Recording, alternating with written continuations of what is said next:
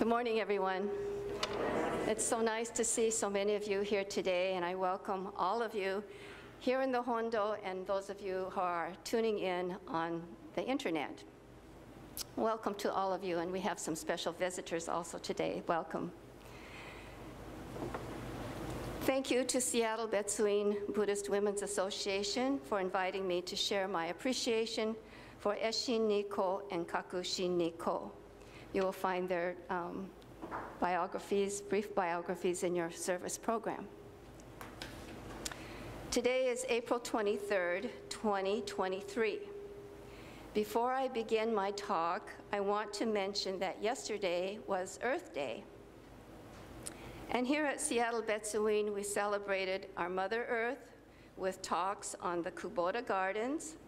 We had Shojin Ryori, and a talk on Eco-Sangha.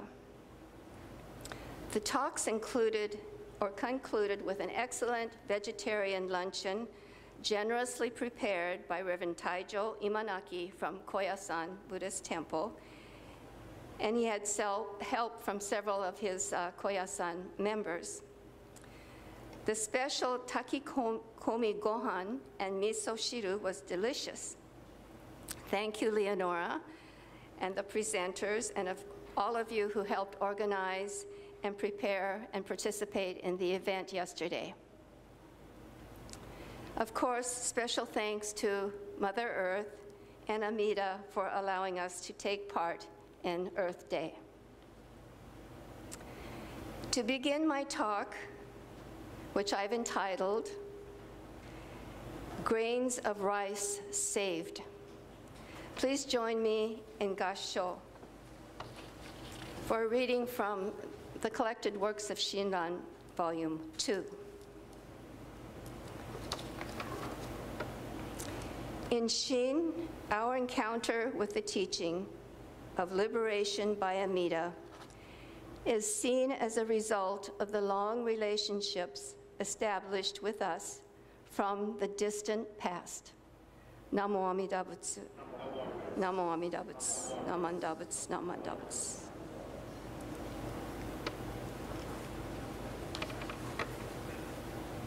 Yesterday, I helped a little bit in the kitchen in preparation for the Shojin Ryori. I tailed the prep team washing utensils and wiping countertops. After the rice for the takikomi gohan was washed, there were some grains of rice on the counter. As I was wiping down the counter, I was tempted to sweep away the grains. It was maybe a tablespoon's worth into the nearby compost bin. But I just couldn't do it. At the time, I didn't know why I couldn't throw those grains of rice away. I was tempted to bring them to the rice pot and add them to the other rice. But these few grains were mixed with some debris. So I decided to place them in a piece of paper towel. I wrapped them up and put them conveniently in my apron pocket. I just couldn't throw them away. So in preparing for today's Dharma talk on Esshin and Kakushin, I read the 10 translated letters contributed by James C. Dobbins and written by Esshin to her daughter, Kakushin. These letters were discovered 700 years after they were written. I also read the book written by Lady Yoshiko Otani, titled The Life of Esshin, Wife of Shinran Shonin. What stood out to me in these readings was how Esshin coped with the famine, the most severe famine in Japanese history. Among all the other things she wrote about, like making sure her inheritance of her servants was given to Kakushin, her daughter, sending clothes to her, and making sure that she had a needle for her sewing. But above all, the famine stood out for me. In 1264, Eshini wrote, "In this province, the crop was severely damaged last year. It is a deplorable situation. There are many whom I do not expect to survive. Amid this, some have moved to other places. This disaster is not limited to one place either. Masukata's place and the allotted lands of many people on whom we rely are all like this too. Since most of our community has been ruined, there is virtually no place here or there to which one can turn. In this situation, 2 male servants who had served me for years passed away in the first month of the year.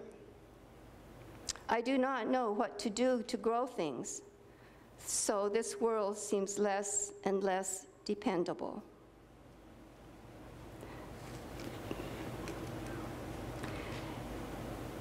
So in spite of these deplorable conditions, she goes on to say that she does not feel bitter toward the world, that others are encountering the same conditions. Later, she wrote about the famine in regards to her plan to erect a monument, apparently for herself, and about her discouragement in those plans. She wrote, "The monument craftsman said he would build it, so I think I will try to have it erected as soon as it is completed. But with the famine last year, there is hardly anything." And she goes on, "While trying somehow to keep the many persons, young and old, from perishing, Masukata's children, the children belonging here, and the other young ones, we have not had things to wear. Moreover, there has not even been a single white garment to wear." Yesterday, I wondered why Eshinin's famine experience stood out in my mind, among all those other issues that she talked about. Was it because my family were farmers and I understood the meaning of crop failure? I also read online about atrocious events that took place during the Kangi famine. They made me recall a gruesome story my mother told me about how a mother kept her starving child alive. I won't convey that story to you. But it was then I rediscovered those grains of rice I had put in my apron pocket. I realized why I could not throw those grains of rice away. And I further realized why I put the rice, the obupan, up in the altar for Amida. Although I had forgotten the starving child story that my mother told me, it was brought to my mind by Eshinin's letter from 700 years ago.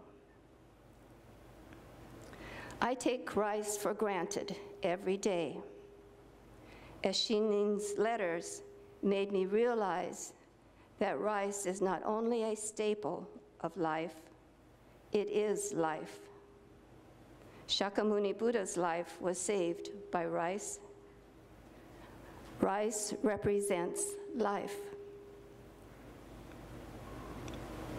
Eshinin's experience of keeping her indentured servants alive made me realize what a kind, courageous, and unselfish person she was. And Eshini lived to be 89 or 90 years old, a very long life in those days. And because she married Shinran Shonin, and through her succeeding generations, Their kindness, courage, and unselfishness, and faith in Amida Buddha and the Nembutsu was passed down to me. I now understand why I didn't throw those grains of rice away. It was because my mom tried to impart the value of life and the rice onto me. She passed them on. She passed the stories on to me. I feel that it is Amida that connects my mother with Eshini's stories.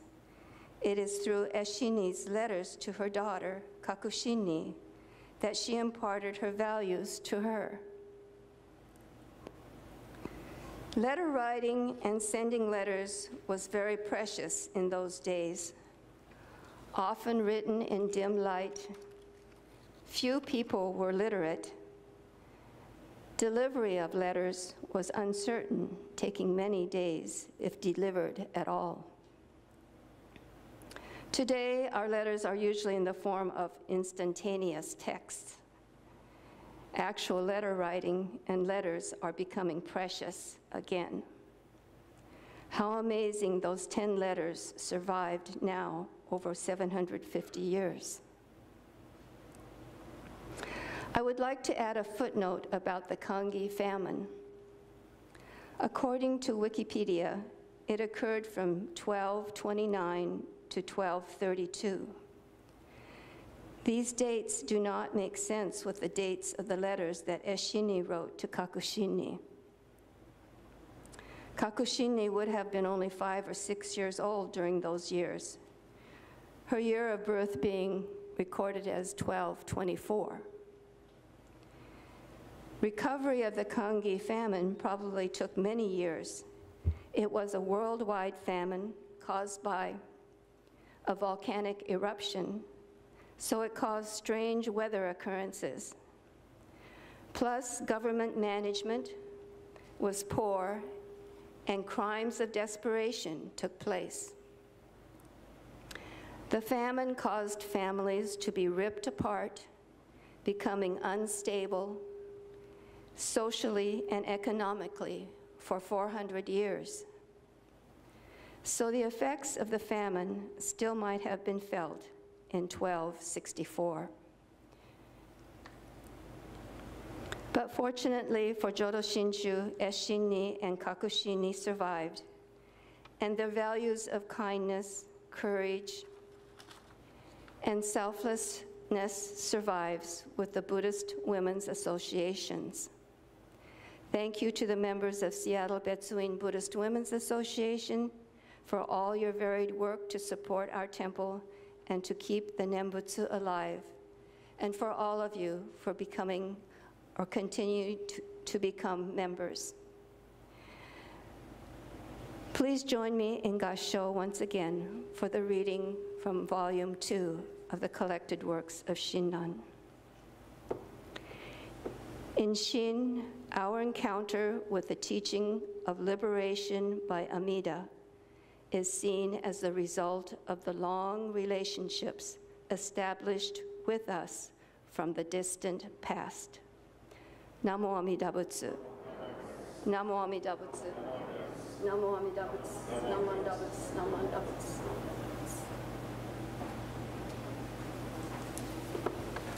Thank you for listening.